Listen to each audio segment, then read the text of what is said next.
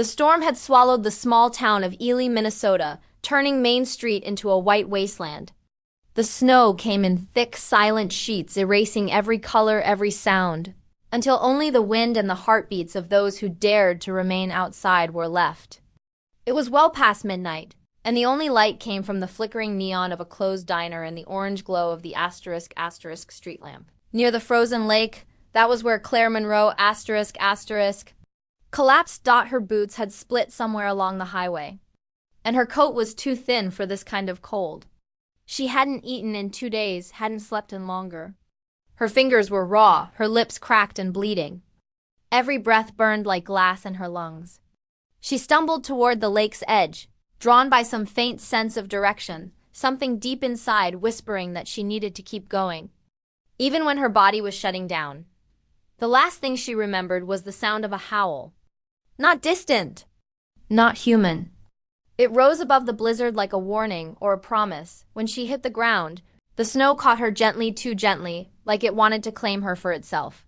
She didn't feel the pain anymore. Just the cold seeping into her bones and the echo of that wild, mournful sound vibrating through the frozen air. Then, footsteps, heavy, steady, crunching closer. A shape emerged from the storm. Tall, broad-shouldered, his dark coat dusted white with snow. His breath came out in small clouds. His eyes glowed faintly under the streetlight. Amber, unnatural, like fire caught in ice. He knelt beside her. "Hey," he said, his voice deep, rough, trembling slightly with restraint. "You're alive. Stay with me." Claire tried to speak, but her throat was locked. All that came out was a faint gasp of air. Without hesitation, the man unfastened the thick cloak from his shoulders and wrapped it around her trembling body. The fabric was warm, too warm, like it carried heat from something more than human blood. He lifted her easily, as if she weighed nothing. She felt the steady drum of his heartbeat against her ear. The strange rhythm of it. ***, stronger, faster. Different. ***. She caught a glimpse of his face as he carried her toward the dark outline of a cabin hidden into trees. His jaw was sharp, his eyes burning like embers, his hair slick with melted snow. Something about him terrified her, and yet she couldn't look away. "Who?" She managed to whisper, her voice barely audible. "Who are you?" His gaze flicked down at her, and for an instant, something raw and ancient flashed in his expression. "Someone who shouldn't exist," he said softly. Inside the cabin, the fire roared to life almost immediately, as if the flames themselves obeyed him. He laid her near the hearth, still wrapped in his cloak, and knelt beside her, checking her pulse with a tenderness that felt at odds with his dangerous aura. Claire's mind flickered in and out of consciousness. She could hear him muttering something, words she couldn't understand. Not English. Not anything she knew. Then warmth flooded through her, spreading from the cloak into her veins. The pain dulled. Her breathing evened out. She tried to sit up, but his hand pressed gently against her shoulder. "Rest," he said. "You're safe now." Safe. The word felt foreign. She hadn't felt safe in months, not since she left Duluth. Not since the night she ran from the man who promised to love her and nearly killed her instead. Her eyes fluttered open again, catching the way he stared at the snow outside the window. He looked restless, his muscles tense beneath his shirt, like something inside him was straining to break free. "Why were you out there?" he asked, still not looking at her. "I didn't have anywhere else to go." That made him turn. His expression softened, but his eyes, those impossible eyes, stayed sharp, watchful. "You shouldn't be out here alone," he said quietly. "Not in these woods. Not tonight." Claire swallowed, her voice fragile. "Why not?" He hesitated. "Because the forest isn't empty. And because—" he exhaled, almost a growl in his throat. "I can't always control what happens when the moon rises." She frowned, confusion flickering through her foggy mind. The wind howled against the cabin walls, and the sound stirred something primal inside her. Fear. Curiosity, maybe both. He moved closer to the fire, the light catching on the faint scars running across his knuckles. "My name's Elias Thorne," he said at last. "This is my land. Or it used to be." The words carried weight, like they were tied to something older than the town itself. "Used to be?" She echoed. He gave a bitter half-smile. Let's just say, I inherited a curse along with it. For a moment, they sat in silence, the snow hissing softly against the window. Claire could hear the faint crackle of wood and her own heartbeat slowing back to normal. But underneath it all, she sensed something else, a low rumble, too deep to be thunder coming from the woods outside. Elias heard it too. His eyes flicked toward the door and his jaw tightened. They're close. Claire whispered. He turned toward her, and for a heartbeat, she swore she saw his pupils narrow. His teeth gleamed sharper than humanly possible. Stay here, he said, standing abruptly. Don't open that door for anyone but me. He disappeared into the storm before she could stop him. Claire pulled his cloak tighter around her, trembling not just from the cold, but from the strange heat that seemed to pulse through the fabric, like it remembered his body. The firelight danced over the walls, illuminating faded photos, claw marks in the wooden floor, and a single framed newspaper clipping half buried in dust. She crawled closer, squinting at the headline, Local Family Tragedy, Thorne Estate Burns, Son Presumed Dead. Her breath caught. The photograph showed the same man who had just saved her, Elias years younger, standing beside an older couple in front of a grand wooden house that no longer existed. Before she could read further, a distant roar shattered the night. Not a wolf, not a bear. Something far more terrifying. The firelight flickered. Then she heard its footsteps again, but heavier this time, dragging through the snow. A shadow moved past the window, tall enough to blot out the light completely. Claire's pulse quickened. She backed away from the door, heart pounding, whispering to herself, Please, God, let it be him. The handle turned. The door opened and Elias stumbled in, shirt torn, blood on his chest, eyes glowing gold in the firelight. He met her terrified gaze, breathing hard, the scent of iron and snow filling the room. I told you not to open it, he rasped. His voice no longer human, then his body shuddered. Bones cracked. His hand braced against the wall as his skin rippled with something alive beneath it. Claire froze, unable to scream, and through clenched teeth, with the last shred of control he had left, Elias whispered, Run. The next morning broke with a gray, bruised light over Ely, Minnesota. The storm had finally passed, leaving behind a fragile stillness, the kind that comes after something violent. The snow lay deep and heavy on the pine branches, the air so cold it stung to breathe. Claire woke to the crackle of the dying fire and the faint scent of smoke and iron. For a moment, she didn't know where she was.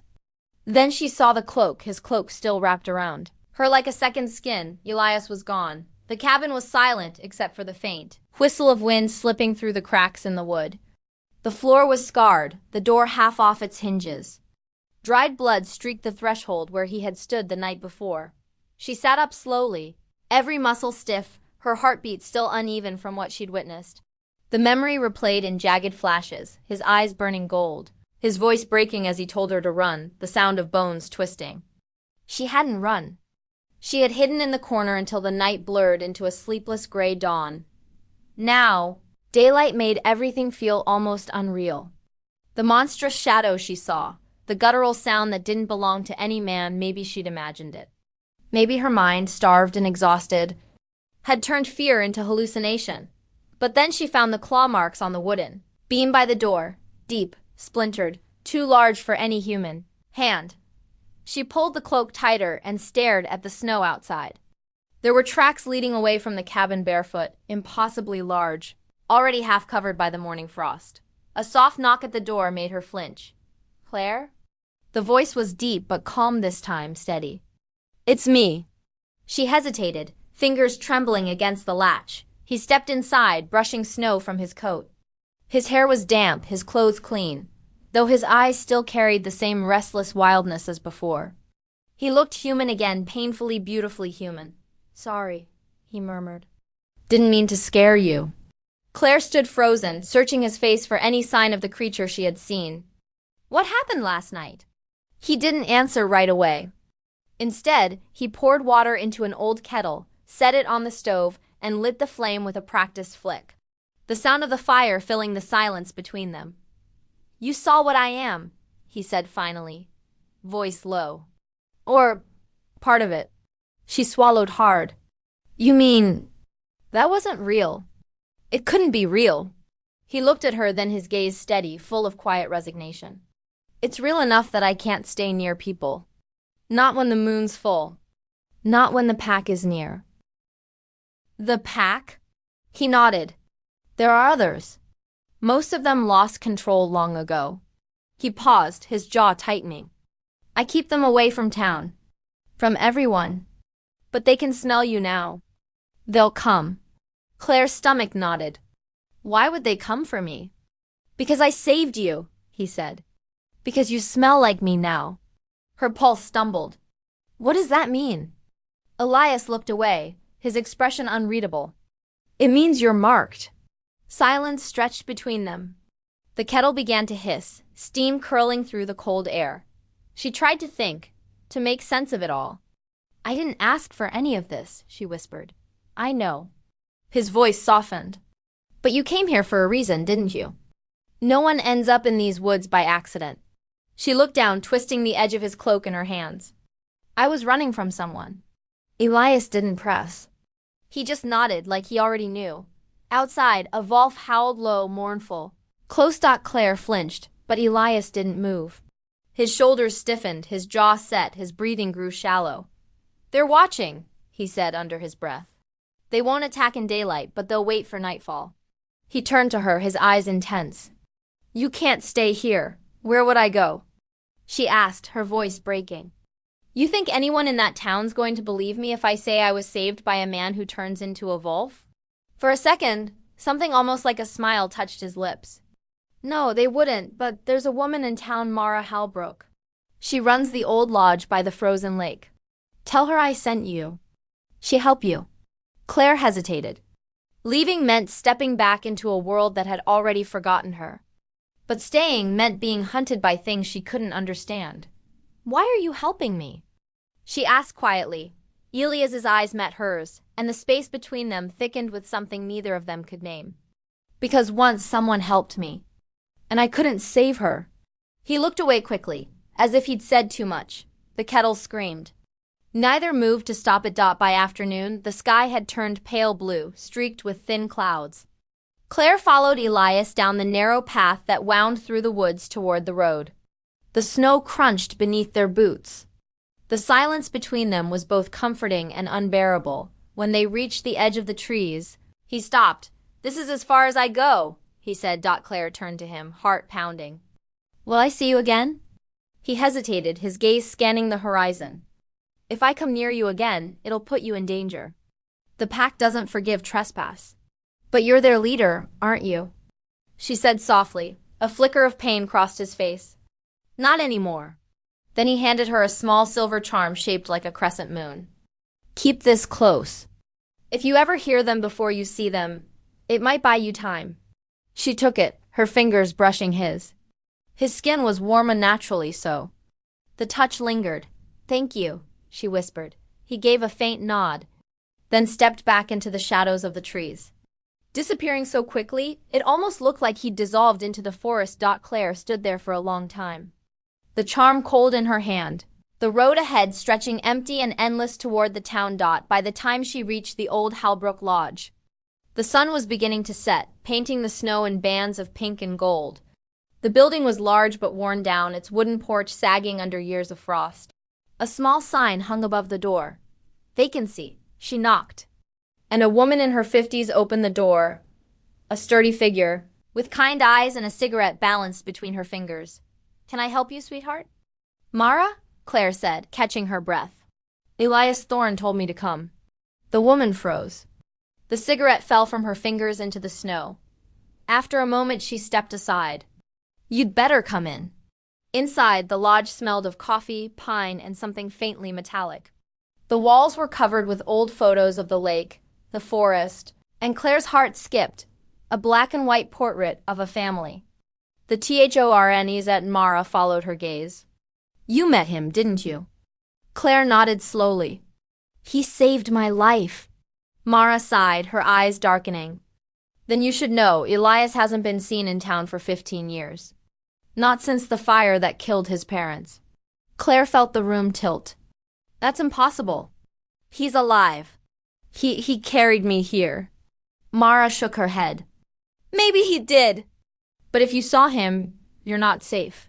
Because wherever Elias walks, the curse walks too. The wind howled through the eaves, shaking the old windows. Claire clutched the silver charm tighter against her chest. Outside, under the rising moon, something howled back closer this time. Circling the edge of the frozen lake dot and from deep in the forest, Elias Thorne, half in shadow, half in light, lifted his head to the sound. His breath came hard, his eyes bright, gold again. He could smell her still, and he knew the pack would find her before dawn. The storm returned that night. Not with snow this time, but with wind, a violent, howling wind that tore through the trees and moaned against the wooden walls of the Halbrook Lodge. The lake outside had frozen into a mirror of ghostly light, and the moon, swollen and white, hovered above it like an unblinking eye. Claire couldn't sleep. Every time she closed her eyes, she saw him, Elias, standing at the edge of the forest, his face half human, half something else.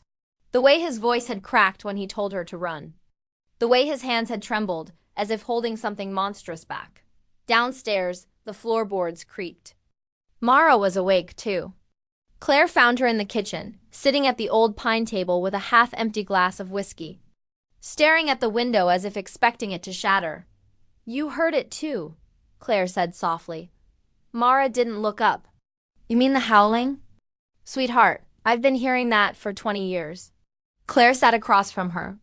Tell me the truth. Who is he? Mara's fingers tightened around the glass. Elias Thorne was a good man once. The last of a bloodline cursed by what this town did. Claire frowned. What the town did? Mara sighed. You ever wonder why no one lives near the forest anymore? Why the old Thorne estate burned and nobody rebuilt it? Claire nodded slowly. Because they wanted the land, Mara said, bitterness cutting through her voice. The Thornes owned half this valley. When Elias's father refused to sell, the townsfolk lit the fire themselves. They didn't know the family carried something in their blood, something that wakes under the full moon. His parents died in that fire, and Elias... He didn't. The curse saved him. Or damned him. Depends how you look at it. Claire stared at her hands, trying to absorb it all. So he's what? Some kind of monster? Mara shook her head. No, he's both. The monster is the price for what was done to them. Every generation of the Thorne family paid it. A sudden noise made them both jump, a sharp thud against the side of the lodge. Then another, like something heavy circling the building. Mara's face went pale. She stood, grabbed a rifle from behind the counter, and moved toward the window. They're early, she whispered. Who's early? Claire asked, her heart pounding. The pack. The window fogged as something massive brushed against it. For a second, Claire saw movement. A flash of gray fur. The glint of eyes reflecting silver in the moonlight. Mara pulled the curtains shut. Get upstairs now. But before Claire could move, the front door slammed open. Elias stood there, his coat torn, snow streaking his hair, eyes blazing gold in the half-light. He looked more desperate than she'd ever seen him. They found you, he said. You have to leave. Right now. Mara leveled the rifle at him. You brought this on her, Elias. I'm trying to save her. He roared, his voice echoing through the lodge. The sound froze the air itself. Claire had never heard anything so raw, so full of anguish. Mara didn't lower the gun. You can't fight them all. You know what they'll do to her once they realize what you did. What I did. Claire whispered. What does that mean?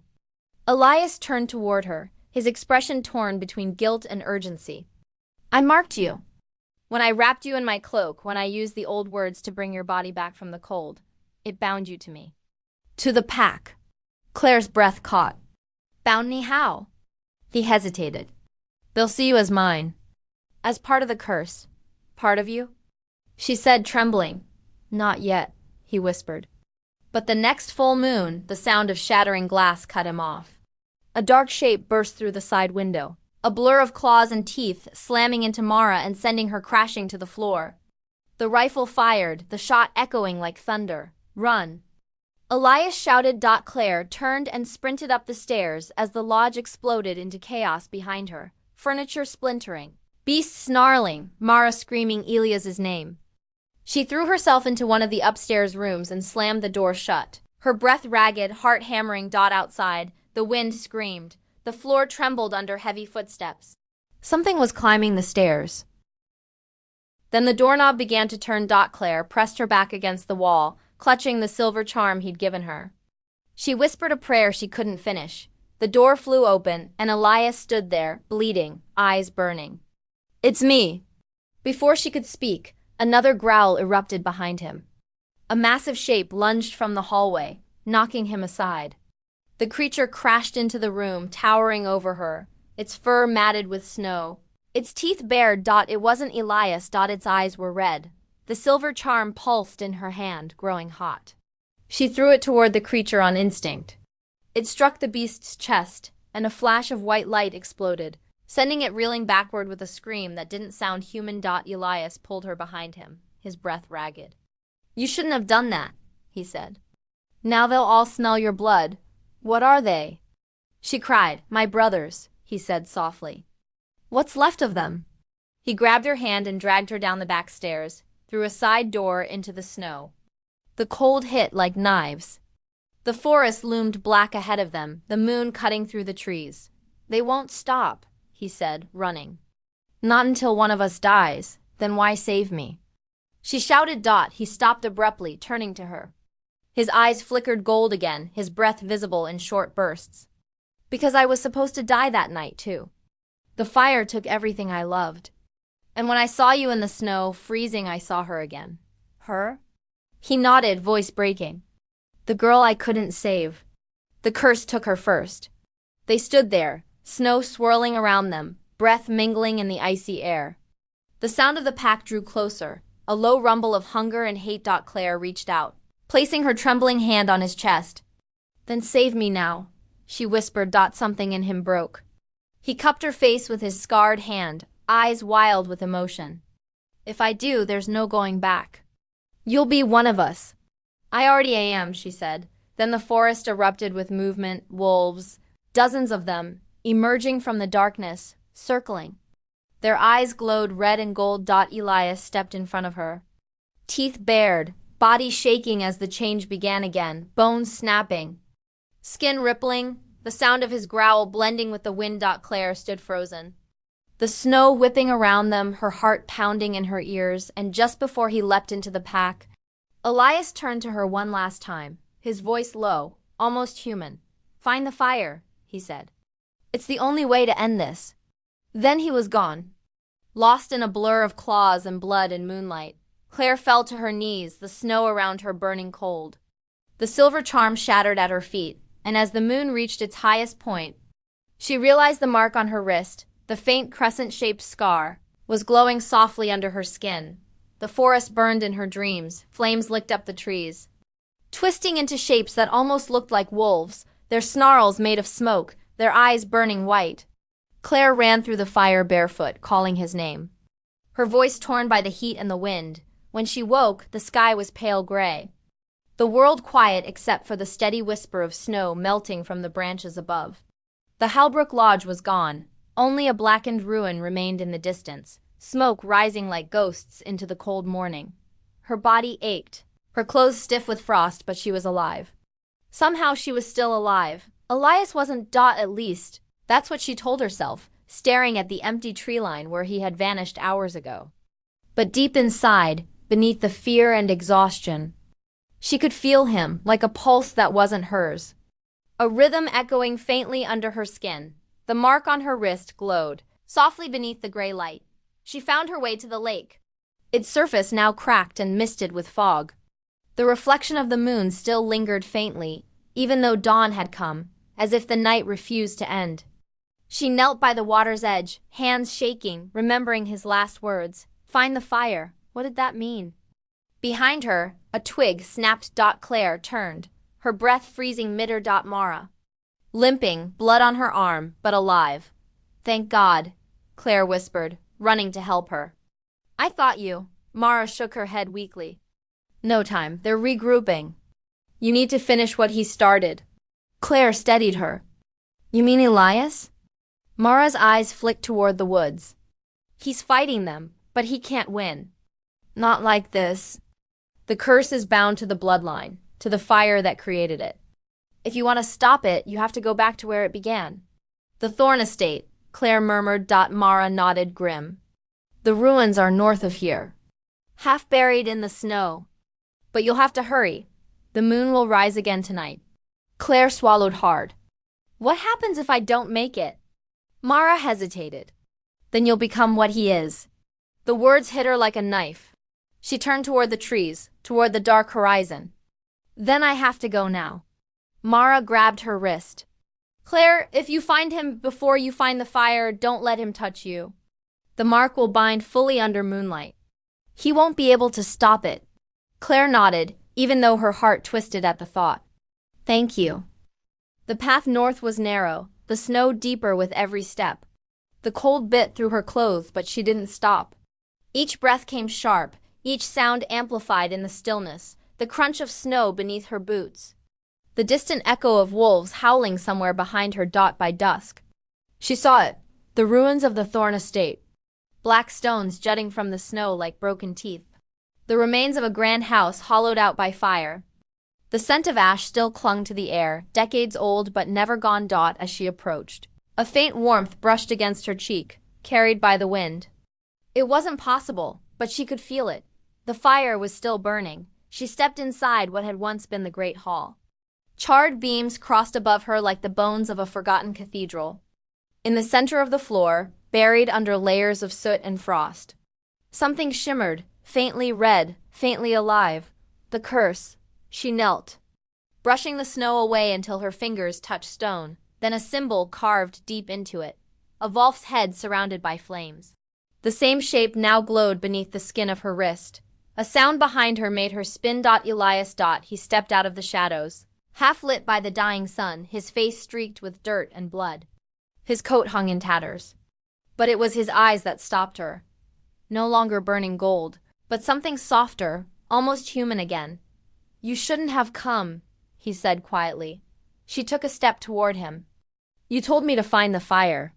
He smiled faintly, shaking his head. I didn't think you'd listen. The wind shifted, carrying the faint scent of smoke from the forest below. The pack was close. She could feel their hunger pressing against the edges of the night. You're running out of time, she said. Mara told me how to end it. Elias's expression darkened. You can't end it. The fire was made with blood. The only way to destroy it is with more of the same. She stared at him. You mean one of you has to die? He nodded once. And I'm the last thorn left. Claire's throat tightened. No, there has to be another way. There isn't. He stepped closer, his breath visible in the cold air. If I die in the fire, the curse dies with me. The pack will lose their link. They'll be free. And me? She whispered. His gaze softened. You'll live. The mark will fade. You'll forget. The words hit her like ice. Forget you? Elias looked away. That's the mercy of it. The sound of howling rose again, closer, angrier, echoing through the ruins. He turned toward the shattered doorway. They're here. Claire grabbed his hand. No, wait. Let me do it. Let me burn it. He froze, eyes wide. You don't understand what that means. Yes, I do. She held up her wrist. The mark was glowing brighter now, pulsing in time with his heartbeat. This connects us. If one of us dies, so does the other. You said so yourself. Claire, she stepped closer, tears blurring her vision. Then we do it together. For a moment, the world seemed to stop. The cold, the howls, the trembling of the earth beneath them. Elias's hand came up, touching her face, thumb brushing the corner of her mouth. His eyes were full of something fierce and broken all at once. You should have never found me, he said. Softly, maybe I was meant to, she whispered. Then the first of the wolves burst through the snow. Elias turned, his body shuddering, bones snapping as he shifted mid-breath. He met her gaze one last time, his voice low, almost human through the growl. When the fire takes us, he said, don't be afraid. She knelt and pressed her palm against the carved stone. The moment her skin touched it, the mark on her wrist flared, white hot, searing. Light exploded outward, blinding, the ruins filling with the sound of roaring flames. The wolves screamed. The ground shook. Elias howled, not in pain, but released. Claire felt the fire rise through her veins, burning away the cold, the fear, everything. And in that final moment, she saw his face in the light. Calm, free. His eyes human again, then everything went silent. When the flames died, the snow began to fall again, soft and slow, covering the ruins in white. The mark on her wrist was gone, but in the faint reflection on the ice nearby, she thought she saw him, just for an instant, standing at the edge of the forest, watching, and when she blinked, he was gone. The fire was gone. The snow had fallen again, heavy and slow, wrapping the ruins of the Thorn estate in silence. Smoke no longer rose from the earth. Even the scent of ash had faded. It was as if the forest had exhaled for the first time in decades. Claire stood where the fire had burned brightest. The ground beneath her was warm, steaming faintly in the cold morning air. Her body ached, but she was whole. The mark was gone. The crescent scar that had once pulsed with light had vanished, leaving her skin smooth and pale. She should have felt free. She should have felt alive, but all she felt was the absence of him. The sun was rising now, gold spilling over the frozen lake beyond the trees. The world looked new, pure, untouched. She wrapped herself in what was left of his cloak, the fabric scorched at the edges, still carrying his scent, pine, smoke, and something wild. Somewhere in the forest, wolves were howling. But this time, their voices were not angry. They were mournful, low, distant, and strangely peaceful. Mara found her hours later, leaning against one of the charred beams. Her face was streaked with soot, her hands trembling as she looked around the ruins. "My God," she whispered. "You did it!" Claire turned slowly, her eyes hollow. "He did it. I just helped." Mara stepped closer, studying her with something like awe. "You don't understand. The air is different. The curse, it's gone. I can feel it." Claire nodded faintly. "So can I." For a long while, neither of them spoke. The snow fell between them in soft flakes, melting on their skin. "Come with me," Mara said finally. "There's nothing left for you here." Claire looked toward the trees. The forest stretched endless and quiet, no longer threatening. Just cold and vast and heartbreakingly beautiful. "I'll meet you in town," she said. "I need a minute." Mara hesitated, but didn't argue. She gave Claire a long, knowing look, the kind that said she understood grief in all its shapes, then turned and started down the trail. When Claire was alone again, she walked to the edge of the clearing. The lake shimmered beyond the trees, the ice smooth as glass. She followed the path until she stood where it had all begun, the same frozen stretch of road, where she had first collapsed in the snow. Where Elias had found her. She knelt, brushing her fingers over the ground. The memory came back in fragments, the storm, the light, the warmth of his arms. "Elias," she whispered. "You said I'd forget. But I won't." The wind stirred, soft and low, lifting her hair, and then she heard it, faint, almost hidden beneath the rustle of the trees, a single heartbeat that wasn't her own. She turned sharply. The forest was empty. No footprints. No movement. Only the snow falling through the morning light. Still. The sound remained. A pulse. Steady. Familiar. Echoing somewhere deep within the woods. She followed it. The deeper she went, the more alive the forest felt. Birds called from the treetops. The air carried the faint scent of pine and wet earth. It wasn't haunted anymore. It was reborn. And then she saw it. A small clearing she hadn't noticed before. In the center stood a single white wolf, larger than any she'd ever seen. Its fur glimmering with frost. It watched her silently, its amber eyes steady and calm. She froze, her breath catching. "Elias?" The wolf tilted its head slightly, almost in recognition. Then it stepped forward, slow, deliberate, until it was only a few feet away. Its breath curled in the cold air, warm and alive. For a long moment, neither of them moved. Then the wolf bent down and dropped something at her feet, a small, blackened object wrapped in soot. Her hands shook as she picked it up. It was the silver charm he'd given her, the one that had shattered the night of the attack. But now it was whole again, gleaming faintly in the morning sun. When she looked up, The wolf was gone. Claire stood alone in the clearing, her heart pounding, the charm warm in her hand. Back in town, people whispered of the night the howling stopped, of the fire that flared in the north woods and burned without smoke. They said the wolves had vanished, that the snow seemed cleaner, that the air itself had changed. Mara told them a woman had walked out of the forest at dawn, barefoot, eyes bright like she'd seen something holy. Claire didn't speak of what she'd seen. She found work at the diner on Main Street, the same one whose flickering neon she'd once crawled toward through the storm. Life became ordinary again. Coffee, laughter, the scrape of plates, the sound of cars on wet pavement. But some nights, when the wind shifted just right and the moon rose full above the pines, she could feel it, a warmth brushing her skin, the faint whisper of a heartbeat that wasn't her own. And sometimes, when she stepped outside at closing time, she'd catch sight of a figure standing at the edge of the woods, tall, dark, motionless, watching Dot. The first time she blinked, he was gone. The second time, she didn't look away. The man turned, his coat trailing behind him, the snow glowing faintly under the moonlight. For one endless moment their eyes met, hers wide with disbelief, his calm, burning with the same amber light she remembered.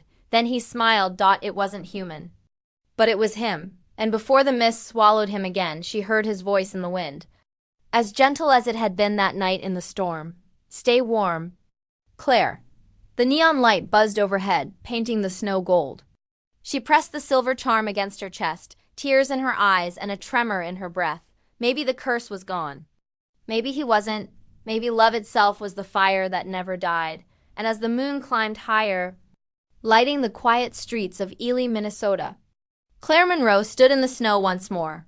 Not the poor girl left to die this time, but the woman who had loved a monster and found a heartbeat inside the wilderness. Somewhere deep in the woods, a wolf howled, one voice, not many. Strong, eternal. And the forest answered.